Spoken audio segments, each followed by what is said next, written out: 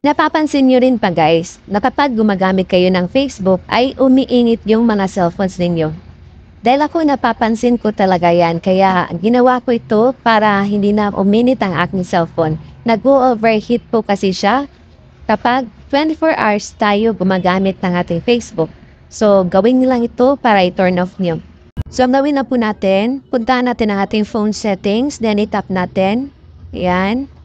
Then, kapag andito na kayo sa settings ng inyong phone, mag-scroll up lang kayo, then hanapin ninyo ang locations. So, kapag nahanap nyo na ang location, i-tap nila.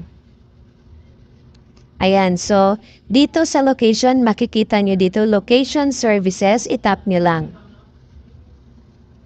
Kapag andito na kayo sa location services, dito sa baba, Wi-Fi scanning and Bluetooth scanning, kailangan natin siyang i-turn off. Kapag naka-turn on yan, ayan ang kulay, naka-green. Depende sa inyo kung ano yung kulay ang nasa inyo. Pero sa akin, kapag naka-turn on is naka-color green. Pero kapag naka-turn off, naka-color gray. So, dapat po natin siyang i-turn off.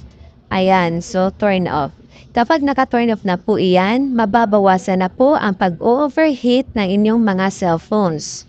Usually po kasi kapag nagfi-Facebook po tayo, mapapansin natin na umiinit ang ating mga cellphones. Kaya ito ang gawin nyo, i-turn off nyo ito para makakatulong siya na hindi na uminit ang inyong mga cellphones.